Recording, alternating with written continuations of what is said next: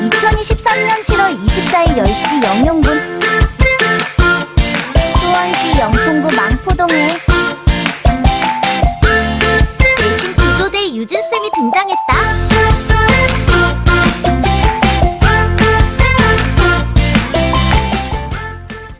우리 프린트로는 5강이죠. 그쵸? 지난 시간에 4강까지 나갔어요. 칠판 봐요. 자, 5강까지 나갔는데, 우리 이번에는 본격적으로 살인 세력이 어떻게 정계에 진출하게 되고, 그리고 여러 수모를 겪은 끝에, 사전 7기 끝에 결국에는 이제 정계를 장악하는 모습까지 나갈 거야. 고려시대 말, 우리 지난 시간에 이제 고려 말 수업했었잖아요. 그쵸? 고려시대 말부터 시작을 했었어. 이 공민왕 시기에 등용됐었던 신진 4대부들, 신진 4대부, 새로운 학문을 연구한 선비들이라는 뜻이죠. 자, 이 신진 4대부들이 공부했었던 새로운 학문이 뭐야? 유교야. 이 유교라는 한 갈래 안에서 주희가 이제 집대성했었던 성리학이라고 하는 학문을 공부하는 사람들이었어.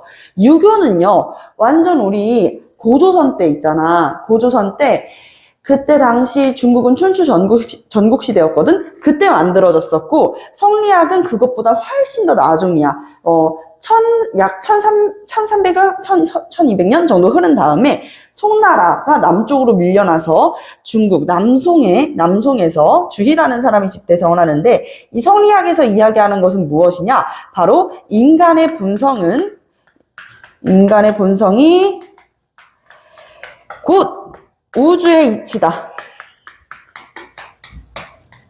라고 이야기하는 학문이었어. 그래서 우리가 이것을 성이학이라고 불렀던 거지. 성이학. 자, 이 성리학에서 강조하는 것, 3강이 있는데, 첫 번째는 충신이라고 해요. 충성을 다하는 신학. 그리고 두 번째로 강조했었던 것은, 우리 부모님한테 잘하는 거 뭐라 그러지? 효도죠. 그래서 효도.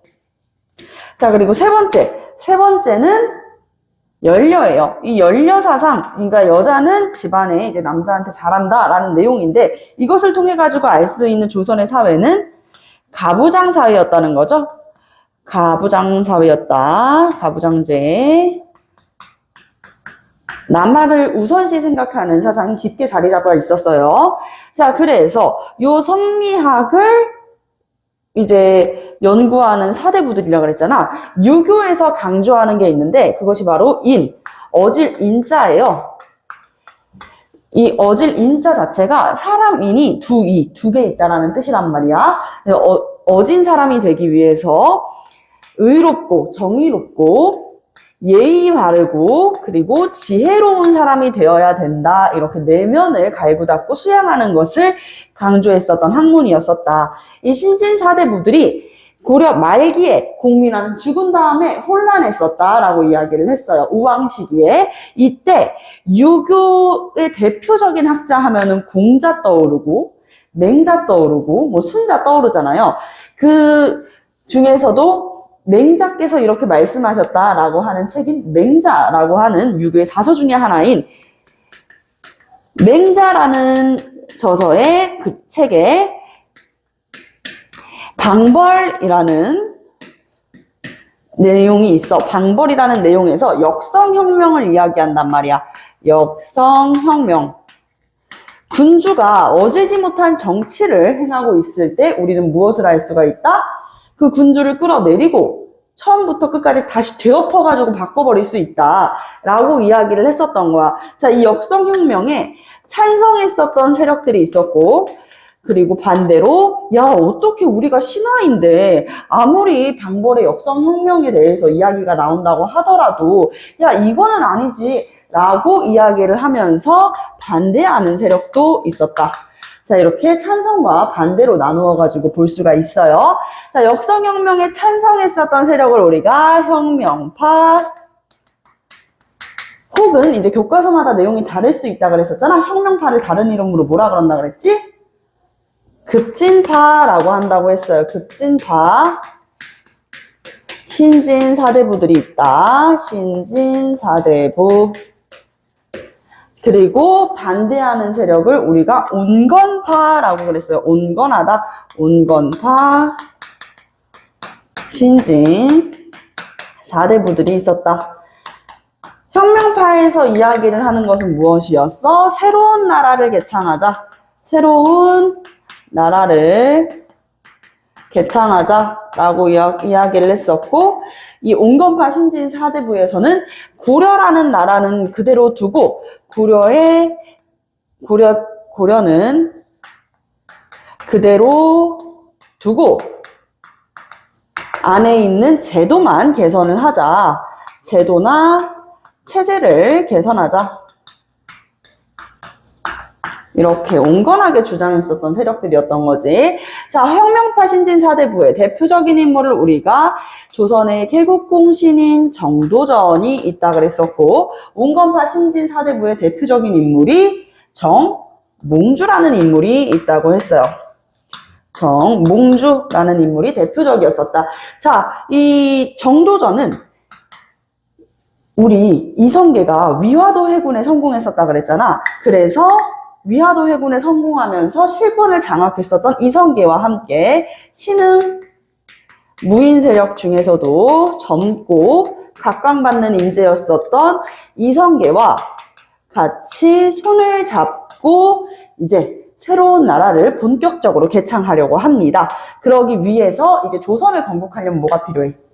땡, 요게 필요하죠? 돈이 필요하죠? 그래서 경제적인 기반을 마련하고자 1391년에 과전법을 실시해서 건문세족이 불법적으로 점거하고 있었던 토지를 다시 툭툭 쳐가지고 토해내게 한다라고 이야기를 했어요. 자, 과전법을 통해가지고 건문세족이 불법적으로 점거했었던 토지를 토해내게 하고 조선 건국의 경제적인 기반을 마련한다라고 이야기를 했습니다. 경제적인 기반을 마련한다. 자, 그래서 이 과전법을 실시한 다음 어떻게 했었냐? 과전법을 실시하고 나서 1392년 조선이라는 나라가 건국된다. 이제부터 전주 이씨의 나라가 열리게 된다. 태조는 바로 이성계였다. 이렇게 이야기를 했었죠. 전혀 어렵지가 않았어요. 자, 이렇게 조선이 건국되면서 이렇게 혁명파 신진 4대부들은 다른 이름으로 불리게 될 거예요. 뭐야? 나라가 건국됐잖아. 그치? 조선이 건국됐잖아. 그래서 우리가 이들을 나라가 새로이 만들어지는데 공을 쌓은 신하들이라 그래가지고 개국공신이라고 불러요. 개국공신. 10개 나라 국자인 거야. 나라가 새로 열리는데 공을 쌓은 신하라는 뜻이에요. 알겠죠? 새로운 나라를 만드는데 공을 쌓은 신하다. 자, 시간이 흘러가지고 이 개국공신들은 왕들과 외가 친척 관계를 맺어요. 자, 대부분은 이 혁명파 신진4대부 여자겠어, 남자겠어? 남자죠. 그쵸? 혁명파 신진4대부 오래 생각해 볼 필요가 있을까? 대부분 이제 4대부들은 남자였었어요. 그래서 이 남자였었던 신진 4대부들이 조선 건국의 개국 공신으로 손꼽히게 되면서 나중에는 이들이 왕실과 외가 친척 관계를 맺게 돼. 그러면서 점점 권력을 두텁게 해갔었다. 자, 그래서 외가 친척 관계라 그래서 우리가 이것을 외척이라고 부를 거야. 외척 관계. 그러면서 우리가 이 세력들을 훈구파라고 불러요. 훈구파. 자, 이 훈구파의 대표적인 인물이 있다 그랬었는데 지난 시간에 이틀 전인데 기억이 날까요? 바로 한명회라는 인물이 있다 그랬어. 한명회 같은 인물이 있다. 이런 인물이 대표적이다. 오늘날의 압구정을 만든 사람 한명회입니다. 자, 훈구파들은 어떻게 권력을 장악해 나갔냐? 말했다시피 왕실과 외가 친척 관계를 맺으면서 권력을 두텁게 쌓아갔었다. 자, 그러면 대부분의 신하들이 이 혁명파 신진 4대부들이 남자라 그랬지. 어떻게 하면 왕실과 외척 관계를 맺을 수 있을까? 라고 했을 때 아무 생각 없이 듣고 있었던 남학생 한 명이 결혼해요 라고 이야기를 하더라고요. 왕과 남자가 갑자기 결혼을 하기가 쉬운 일이 아니거든요. 그쵸? 남자끼리 결혼을 하는 거는 조선시대 때 있을 수 없는 일이었어요. 자, 그래서 어떻게 했었냐? 딸을 어떻게 하는 거야? 결혼시키는 거지, 왕실에다가. 그럼 무슨 관계가 돼? 사돈 관계가 되잖아, 왕실과. 그래가지고 자기 딸을 왕실로 시집 보내면서 굉장히 이렇게 권력을 다져갔었던 이들 흥국파 세력들이었었다. 자, 지난 시간이 얼마나 기억나는지 모르겠지만 여러분들 우리가 배웠었던 왕들 태정, 태세, 문단세, 예성까지 했었어요. 태정, 태세, 문단세, 예성까지 했었단 말이야. 밑에 있는 묘호들은 여러분들 다 기억이 나는지 모르겠네요. 한번 해볼게요. 나라를 건국한 대단하신 분한테 우리가 조자, 태조라고 부르고요. 영상이 안 나오겠지만 태조라고 썼습니다. 태조. 그리고 그 옆에는 정종, 격구를 엄청 많이 치러 나가셨었다고. 자, 그리고 그의 태조 이성계의 5번째 아들이었었던 1차, 2차 왕자의 난을 통해서 실권을 장악했었던 태종 이방원이 이제 또 실권을 장악하게 되고, 그리고 세종 대왕, 그의 아들, 이제 셋째 아들이었었던 세종대왕이 실권을 장악하게 되고, 그리고 나서 날씨, 기후 덕후였었던 문종께서 또 실권을 장악하게 된다. 실권을 장악했다기보다 왕이 오르게 된다. 하지만 문종께서 오랫동안 집권하지는 못하셨어요. 그리고 나서 어린 아들을 두고 세상을 떠나는 것을 굉장히 염려를 많이 했었는데, 그 단종을 분명히 이 문종의 동생이, 남동생이 잘 돌봐줄게 그렇게 얘기를 했지만 막상 단종이 왕위에 오르니까 표정이 싹 바뀌죠. 그래서 자신의 어린 조카를 죽이고 실권을 장악한 사람이 바로 세조였었다. 자, 그 뒤로는요, 예종과 성종까지 우리가 있었단 말이야. 자, 지난 시간을 복습할 겸에 다시 이야기를 할게요. 태조에서 시험 문제에 나올 만한 거, 요거 나온다 그랬어요. 자, 위화도에서 고려 때 회군을 하고, 그리고 나서 과전법을 실시한다. 과전법 실시했을 때는 조선이었다, 조선이 아니었다? 조선이 아니었다. 아주 좋아. 조선이 아니었고, 자, 조선 건국하고, 그리고 나서 국호를 1393년에 조선이라는 이름으로 지정을 하고, 그리고 나서 1394년에 수도를 한양으로 천도한다. 요 순서 선생님이 시험 문제에 잘 나오겠네요. 이렇게 이야기를 했죠. 자, 여기 때는 고려 때를 이야기한다. 그리고 이때부터 1392년부터 조선이 건국된다. 이렇게 이해를 해볼 수가 있어요. 자, 태종, 이방원의 업적. 뭐 여러 가지 업적이 있지만 그래도 우리가 복습하는 차원이니까 딱 요 정도만 기억을 해봅시다.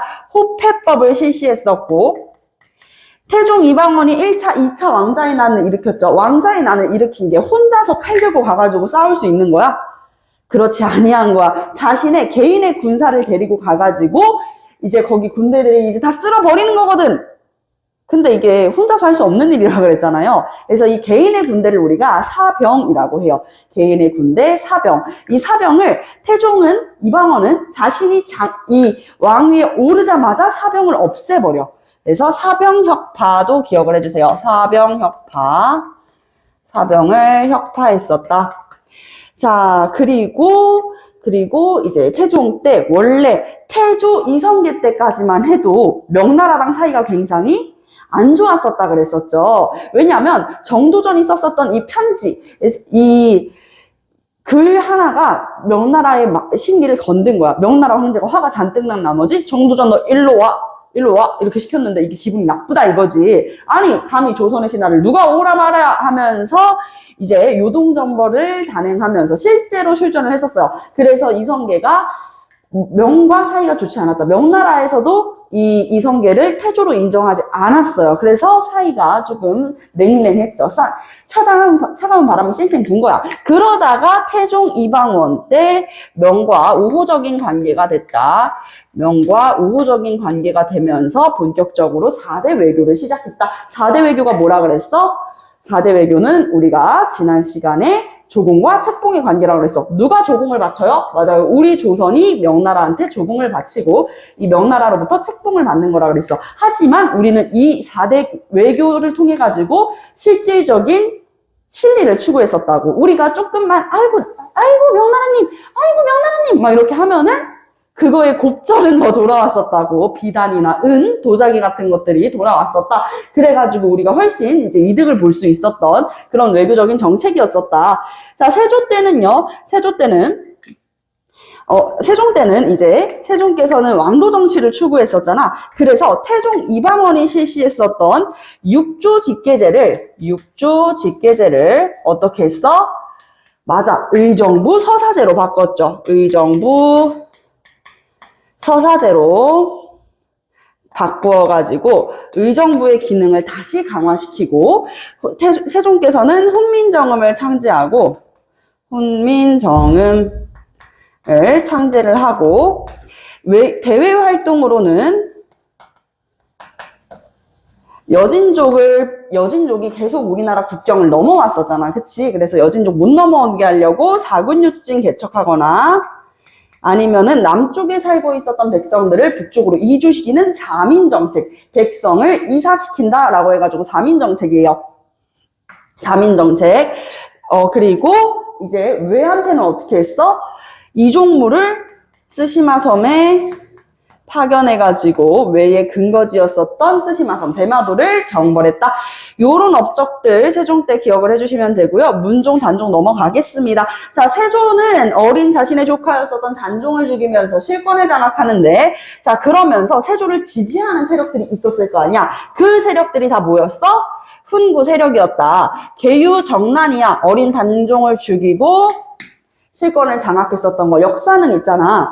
때로는 역사는 엄청 객관적이야 라고 생각할 수 있겠지만 역사는 사실 생각보다 굉장히 주관적이야. 그래서 강자의 서술이에요. 강한 사람, 결국에는 승리하고 살아남은 사람이 쓰는 게 역사란 말이야. 기록으로서의 역사야. 세조께서는 이 어린 단종을 죽였었던 사건을 실제로 직접 죽이진 않아요. 자, 이 어린 단종을 축출을 해냈었던 요 사건을 계유정난이라고 불렀는데 계유년에 이 혼란을 바로잡았다라는 뜻이야. 그동안 단종 때 너무나도 정치가 혼란했었던 나머지 무엇을 할 수밖에 없었다? 단종을 축출해낼 수밖에 없었다라고 하면서 자신이 어린 조카였던 단종을 죽인 것에 대해서 무엇을 하고 있는 거야? 정당성을 부여하고 있는 거지. 자, 그래서 계유정난이 일어나면서 훈구 세력이 장악을 하게 돼요. 정계를 장악하게 되고 그러면서 이제 목소리를 높였었던 세종시대 때부터 있었던 집현전 학자들이 있었을 거 아니야. 이 집현전 학자들이 내가 모실 임금은 오로지 어린 단종뿐이다 이렇게 막 이야기를 하면서 목숨을 걸고 얘기하는 사람들 사육신 혹은 사표를 내고 저는 당신을 왕으로 못 모시겠습니다 해가지고 산으로 숨어 들어가가지고 사는 사람들 생육신들이 있었다 그랬었죠. 자, 그 중에서도 이 세조는요 신하들이 계속 저 못해 먹겠어요 해가지고 막 사직서를 막 착착착착 내잖아. 그래서 이거를 가만히 보고 있다가 어떻게 해? 현직 관리들한테만 월급을 주는, 현직 관리들한테만 수조권을 부여하는 바로 직전법이라는 것을 실시합니다. 원래는 전직 관리들도 다 세금을 수취할 수 있는 그런 수취 권한을 줬었단 말이야. 근데 그래버리면 무슨 일이 생겨? 이렇게 사표를 내는 게 거리낌이 없어진다고. 선생님도 이야기했었죠. 내가 아무리 힘들어도 매일 아침에 박차고 나와가지고 12시간씩 수업을 하는 이유. 물론 여러분들을 사랑해서도 있지만, 여러분들 너무 사랑하지만, 그래도 이제 매일매일 꼬박꼬박 나가야 되는 카드값, 이런 것들이 있지 않겠어요? 근데 내가 그만둬도 돈이 들어온다고? 그럼 난 당장 그만두지. 되지는 않겠어요. 여러분들 사랑하니까. 자, 근데 이제 사람들한테 그럴 수 없도록 현직 관리들한테만 수조권을 부여하는 제도, 이 직전법을 실시했었다. 그리고 뭘 폐지했어요? 집현전을 폐지하고, 왕을 공부시키는, 아침, 점심, 저녁으로 왕을 공부시키는 경연까지 폐지시켜버렸었다. 자, 그래서 이 훈구 세력들이 정계를 장악하는 시기는 어느 왕시기다라고 얘기할 수 있는 거야? 그렇지, 세조시기라고 할 수 있는 거지. 수양대군 세조 때부터 이 훈구 세력들이 정계를 딱 장악하면서 강력하게 왕 옆에 딱 뒷짐지고 서 있는 거죠. 그런 모습들이 보여지고 있습니다. 실제로 한명회는 이 왕실과 굉장히 많은 외척 관계를 맺었어요. 자신의 딸도 계속 시집 보내고 이런 모습들 볼 수 있어요. 자, 근데 우리 성종께서는 성종의 롤모델은 누구였어? 세종대왕이었었죠. 그쵸? 세종대왕이었었어. 그래서 성종께서도 나름대로 자신이 왕도 정치를 추구하고 싶은 거야. 그래서 이때 당시 세조도 마찬가지로 육조직계제로 바꿨죠. 세조도 들어갈 공간이 없네. 여기에다 이렇게 해야겠다. 육조직계제. 육조직계제를 통해 가지고 의정부의 힘을 약화시키고 왕권을 강화시키는 그런 정책들을 펼쳐 나갔어. 그러자 성종이 어떻게 한 거야? 다시 의정부 서사제로 바꾼다. 의정부 서사제로 바꾸게 된다. 그리고 성종 때 업적하면 또 기억해줘야 되는 거 뭐야? 이 집현전을 세종대왕이 뭐라 그랬어? 롤 모델이라 그랬었잖아요. 그러니까 이 집현전을 다시 부활시키고 싶어. 근데 선대가 집현전을 굳이 꾸역꾸역 폐지를 시켰는데 이걸 그대로 다시 부활시키겠습니다. 이래버리면은 사람들이 뭐라고 생각을 하겠어요. 그치? 선대에 대해서 안 좋게 생각할 수가 있잖아. 그렇기 때문에 이 성종께서는 홍문관을 개편해가지고 제2의 집현전으로 오늘 우리가 주간 테스트 봤죠? 자, 우리가 이 홍문관 뭐라 그랬어요? 제2의 집현전이자 왕의 정책 자문기구이자 또 하나 경연을 담당하는 기구였었다. 그래서 홍문관을 통해 가지고 경연도 다시 시작을 했어요. 재시작했었다. 그리고 성종 때 꼭 기억해야 되는 포인트가 뭐라 그랬어? 세조 때 뭐가 편찬돼요? 조선의 최초의 법전이었었던 경국대전. 자, 경국대전이 만들어지죠. 그리고 완성이 돼가지고 반포가 되는 시기가 바로 성종 때였습니다. 그래서 경국대전 이 반포된다. 완성돼서 반포가 된다. 사실 이게 조금 더 재밌는 얘기가 있는데 선생님이 여러분들은 프리미엄 역사 특강을 듣는 친구들이니까 한마디만 더 언급을 하자면 사실 경국대전이 완성됐었던 거는 예종 때였다. 예종 때 완성이 됐었다. 근데 왜 예종의 업적이 아니라 성종의 업적이냐면 완성이 돼가지고 반포를 딱 시키려고 했었던 그 찰나에 예종께서 돌아가세요. 그래가지고 그 뒤를 이어가지고 성종께서 경국대전을 마무리로 완성을 탁탁 시키고 반포까지 시키게 되는 것이다. 조선 최초의 법전이었다는 거. 자, 여기까지 이야기를 하면서 자, 선생님이 갑자기 뭐 지금 혁명파, 온건파, 신진사대부, 훈구파 막 얘기하다가 왜 이렇게 세조 얘기를 했냐? 세조 때 훈구 세력들이 정계를 장악했다는 얘기와 더불어 가지고 하고 싶은 얘기가 하나 있기 때문이에요. 자, 정몽주. 네, 여기는 지금 혁명파, 신진사대부는 세조 때 훈구파들이 정계를 장악했다까지 설명 끝났지. 그럼 온건파는 지금까지 뭐 했냐는 거야. 자, 온건파들은요, 일단은 고려는 그대로 고려. 어찌 고려의 신하라는 자들이 새로운 나라를 이렇게 꾀하려고 하는가. 이것은 영모다라고 이야기를 했었어. 그러다가 점점 보세요. 지금 조선이 건국되는 거는 기정사실이죠. 그쵸? 혁명파 신진 사대부와 신흥 무인 세력의 힘이 너무나도 강해. 실권을 다 장악하고 있는 거야. 그래서 이제 온건파 신진 사대부들이 목소리를 내는 것이 쉽지가 않았던 상황에서 이때 이 온건파 신진 사대부의 아주 대표적인 인물이라고 할 수 있는 정몽주를 회유시키고자 이성계의 5번째 아들이었었던 훗날의 태종이 되는 이 이방원이 정몽주를 찾아옵니다. 해가지고 정몽주는 참 태어날 때부터 뭔가 다르다 그러잖아. 정몽주도 그랬었어. 부모님들께서도 정몽주는 뭔가 다르다라고 이야기를 했었는데 그 정도로 똘똘하고 굉장히 박식한 사람이었어요. 근데 이 정몽주 게다가 충심까지 있잖아. 강력한 충심. 충성심은 뭐라 그랬었지? 유교에서도 강조하는 3강 중에 하나라 그랬었죠. 그쵸? 그러다 보니까 정몽주가 조선에 신하면 너무 좋을 것 같은 거야. 너무 탐나는 인재인 거지. 그래서 정몽주한테 가가지고 뭘 전달해요? 러브레터를 전달하게 되죠. 러브레터를 전달해가지고 이방원이 정몽주에게 너 조선의 신하가 되라! 라고 하는 하여가라는 시를 이제 편지로 쓱 보내게 됩니다. 하여가의 내용은 우리 지난 시간에도 이야기했었죠. 이런들 어떠하며 저런들 어떠하리 만수산 드럼치기 얽혀진들 어떠한디 우리도 이처럼 얽히설키 얽혀져 1만 년을 누리리라 라고 얘기했어. 완전 러브레터야. 뭐냐면 하여가를 통해 가지고 몽주야 조선의 신하면 어떻고 고려의 신하면 어떻냐. 너 이러지 말고 나랑 같이 조선의 신화 하자. 이거 사실 답은 정해져 있는 거거든. 싫다 그러면 죽는 거니까. 나랑 신화 하자. 야, 나도 마음에 들었어. 딱 이렇게 이야기를 한 거야.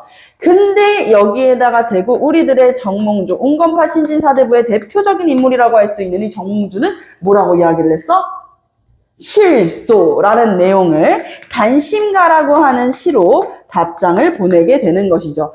자, 이 몸이 죽고 죽어 100번 고쳐주고 백골이 진토대 언억시라도 있고 없고 임형한 마음이야 가실 줄이 있으랴. 이거 무슨 내용인 거야?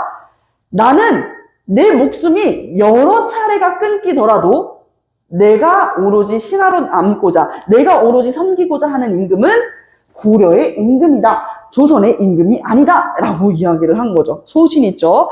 자, 결국에는 이제 이방원이 이 정몽주를 선족교에서 죽이게 되면서 온건파 신진사대분들한테는 비상이 되는 거예요. 야, 어떻게 정몽주도 이번에 이방원한테 살해당했어. 야, 이러다 우리 다 죽는 거 아니야? 그래서 온건파 신진사대부들이 선택한 방법은 뭐였어? 조선이 건국이 되자 결국에는 우리의 세력이 숨어 살아야 된다 라는 생각이 들어서 낙향하게 된다. 산속으로 숨어서 살게 되었다. 그래서 우리가 이 낙향한 세력들을 뭐라고 부르는 거야? 선비사에다가 숲을 림자를 써가지고 사림 세력이라고 합니다. 아시겠죠?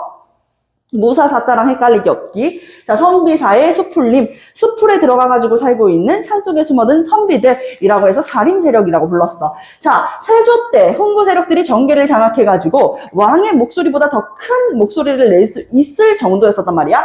그랬을 때 나름대로 왕도 정치를 추구했었던 우리 성종께서는 이대로 가다가는 훈구의 나라가 되어버릴지 모르겠다 라는 생각이 들어가지고 성종께서는 어떻게 하셨다고? 그렇지. 훈구 세력을 견제하고자 사림을 등용했었다. 성종 때였었다. 라고 이야기를 했어요. 여기까지가 오늘 우리 수업을 기본적으로 나가고자 알고 넘어가야 되는 배경 지식이었습니다. 자, 그러면 여기까지 다 쓰셨다면 선생님이 바로 지우고 다음으로 넘어가 볼게요. 다 쓰셨나요? 지워도 될까요? 자, 그러면 슥싹슥싹 지워봅시다.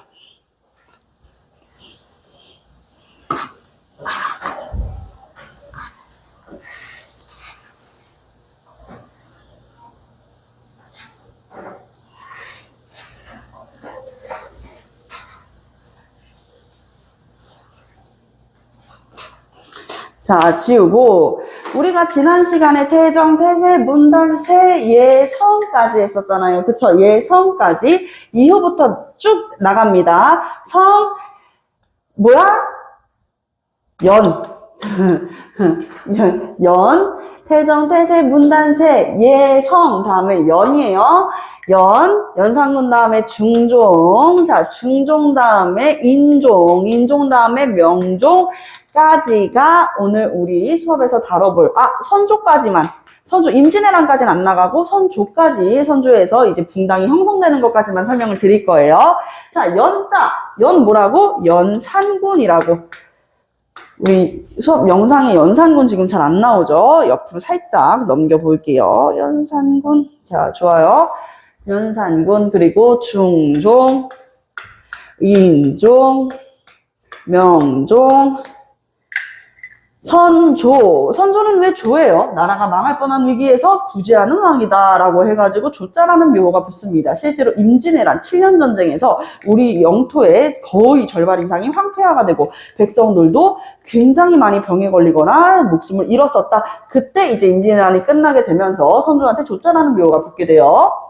자, 그리고 조자라는 묘호보다 더 눈이 가는 묘호가 하나 있어요. 그게 뭐야? 여기 연산군이죠. 그쵸? 군이야 다들 종인데 왜 하필 군일까? 군은 왕자를 뜻한다는 거야. 왕자의 직위를 뜻해. 즉 끝까지 왕으로 있지 못하고 왕위에서 끌어내려진 사람이라는 뜻인 거야. 그럼 우리는 무슨 생각을 할 수가 있어? 연산군이 임기를 다하지 못하고 끌어내려졌구나 이렇게 생각을 할 수가 있어. 그러면서 하나 더, 연산군 앞에는 누구였겠어요? 성종이었잖아. 그치? 이 성종의 아들 중 하나가 다시 또 왕위에 올라요. 그게 바로 중종이었었고, 이렇게 군자로 끝나는 왕, 다음 왕에는 뒤에다가 꼭 붙여줘야 되는 두 글자가 있어. 그 두 글자가 바로 반정인 거야. 반정. 이 반점 말고요. 뭐 홍콩 반점 막 이런 거 아니고요. 반정, 임기를 다하지 못하고 내려왔었던 왕. 그래가지고 그 왕 대신에 왕이 오르는 사람 반정이라고 하는 것이에요. 자, 연산군 시기에 성종께서 사림을 등용해가지고 정계에 살인 세력들이 있었는데 주로 이 사림은 어디에다가 등용이 됐었냐면 3, 4에 주로 등용이 됐었습니다. 3, 4 오늘 우리 시험 봤었는데요. 그쵸? 홍문관, 사관원, 사헌부 요 세 기구들 다 뭐예요? 선생님이 어제 영상에서 얘기했을 때 영상 청취한 친구들은 다 기억